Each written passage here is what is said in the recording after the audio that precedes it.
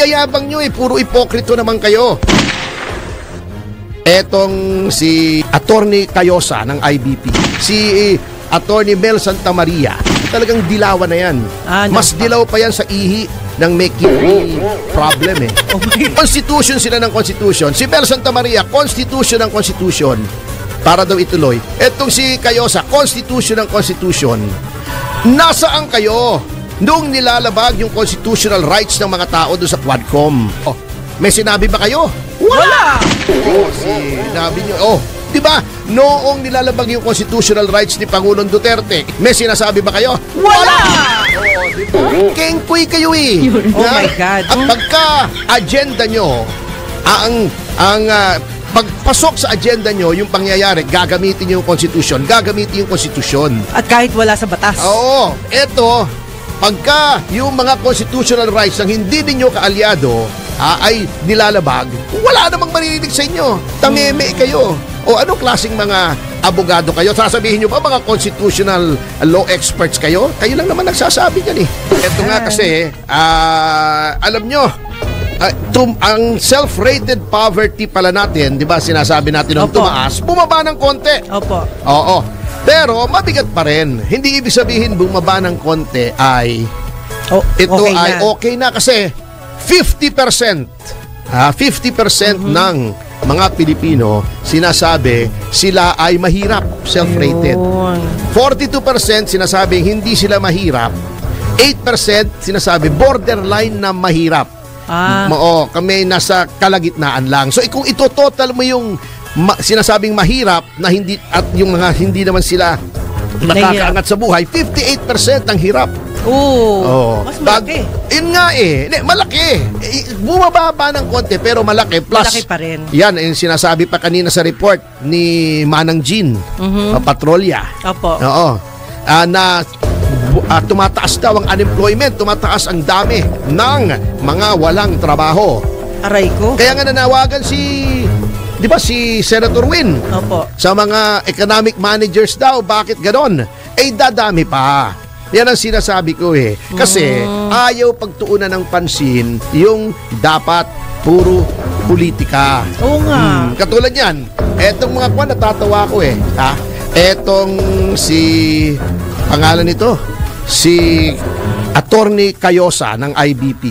Okay. Yan. May isa pa na si Attorney Mel Santamaria. Okay. Yan, dating professor ko yan noong professor ko pa yan, talagang dilawan na yan. Mas dilaw pa yan sa ihi ng may kidney problem Hindi, di ba pag may kidney ka kulay dilaw?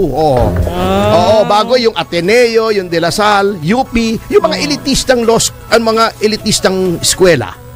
Lalaging nananawagan, ituloy yung impeachment. Itutuloy nga po ano bang dinadakdak ninyo?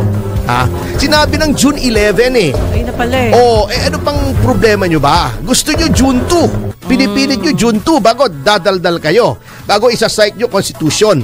Eto yung si Attorney Cayosa, yan yung incoming president ng Integrated Bar of the Philippines. Noong ang Integrated Bar ay nag-umpisang mamulitika, dapat ang Integrated Bar, tingnan nyo yung charter. Yung creating the Integrated Bar of the Philippines. Yung kautusan ng Supreme Court. Dapat yan hindi ginagamit sa politika. Anong nangyari sa IBP nung panahon na papasok ng presidente si Cayosa? Ginamit yung building namin dito sa Ortigas para gawing venue ng press conference nung si Bicoy na kung ano-anong sinasabi labang kay Pangulong Duterte na siya naman ay palpak pala, hindi naman pala totoo. Later on, inatras naman niya. Bakit gagamitin mo yung IBP building? Hanggang ngayon, ang dami nagreklamo dyan. Isa ako sa mga nagreklamo dyan. Ba't gagamitin mo yung Integrated Bar of the Philippines para mamulitika? Mali. At patuloy, Kaya nawawala na ng kredibilidad ang IBP. Kaya pala pinagtatawanan. Oo. Ano nangyayari ngayon? Nakakatawa. Alam nyo, kaya lang yan nagpapatuloy na may IBP. Kasi wala kang choice Either mag-member ka ng IBP o hindi ka pwedeng mag-practice ng law sa Pilipinas. So, mandatory yan. Mandatory. Ayun. Kung hindi mandatory yan, ewan ko kung may 20 matira dyan. Yun lang. Walang biro. Walang Yun biro. lang. Kasi sila na lang yan eh. Opo. O, ginagamit na lang parang pang-impluensya ng mga malalaking law office kasi ang representative ng IBP ay nasa Judicial and Bar Council, may say sa appointments ng mga justices at judges. Ayun pala. Yun na lang. Eto, natatawa ko dito sa mga profesor ng UP, Opo. sa mga profesor ng Ateneo, ng Lasal, mga elitista. Constitution sila ng Constitution. Si Bel Santa Maria, Constitution ng Constitution. Para daw ituloy. Etong si Cayosa, Constitution ng Constitution. Nasaan kayo nung nilalabag yung constitutional rights ng mga tao doon sa Quadcom? Nung binabastos si Attorney Zulaika Lopez, nung binabastos ako. Walang sa reaction. Quadcom. Wala naman kayong sinabi. Di ba, nasa Constitution din yun, yung Bill of Rights. Right against self-incrimination. Right to be silent. O right to be represented by counsel. O, may sinabi ba kayo? Wala! Sinabi nyo. Di ba? Noong nilalabag yung constitutional rights ni Pangulong Duterte, inarrest without warrant, tinanggal sa Pilipinas, may sinasabi ba kayo? Wala! Di ba? Oh. Kengkoy kayo eh. Oh my God. Ang yayabang nyo eh, puro ipokrito naman kayo. Pagka agenda nyo, pagpasok sa agenda nyo, yung pangyayari, gagamitin nyo yung Constitution, gagamitin yung Constitution. At kahit wala sa batas. Oo, eto, pagka yung mga constitutional rights ng hindi ninyo kaalyado ay nilalabag, wala namang maririnig sa inyo. Tameme kayo. O anong klaseng mga abogado kayo? Sasabihin nyo pa mga constitutional law experts kayo? Kayo lang naman nagsasabi yan eh. Kasi ang constitutional law expert, kahit anong sitwasyon, kahit sinong involved, basta labag sa konstitusyon, labag sa konstitusyon. Oh, walang kampi-kampi. Oo, parang hindi ko sinasabi, hindi naman sa pagbubuhat ng sariling bangko, di ba?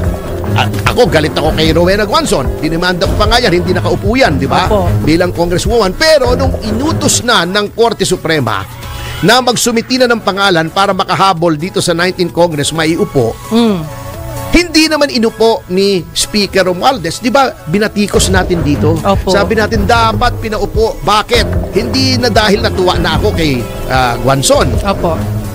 Dahil pinag-uutos ng Korte Suprema. At ayon sa saligang batas, bilang kataas-taasang hukuman, dapat sundin ang Korte Suprema.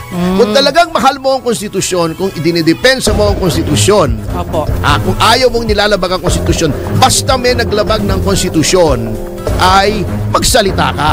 Tama. Hindi kung kailan mo lang gusto. So wala kayong credibility. Kaya alam nyo, UP, Ateneo, Lasal, wala na sa listahan ng mga top university sa Asia. Wala na nga eh. Paano puro pamumulita ka ginagawa? Tsaka puro mayaman na sila. Opo. Puro kalokohan eh. Puro politika eh. Katulad niyang Ateneo. Can you imagine? Napaka-biased. Noong nakakulong si De Lima, sasabihin mo sa estudyante mo, write an essay why the continued detention of De Lima is illegal. Binigyan mo na ng konklusyon, hindi mo na tinuturuan ang mga estudyante. Bine-brainwash nyo na, makakala nyo, hindi ko alam yung pang-brainwash nyo yan. Mali yun. Wala, yung mga university rito, UST, nagiging recruitment center ng NPA, FEU, PUP. Yan ang problema rito. Kaya yung educational system natin, kaya number 3 tayo sa kababaan ng IQ sa buong mundo. Nakakahiya. Diba? Tinalakay natin dito. Opo. Nakakahiya. Average IQ 99. Kasi hindi na kayo nagtuturo, nagbe-brainwash na kayo. Yan ang ginagawa ng mga elitistang mga universidad ngayon. Yun lang. Okay.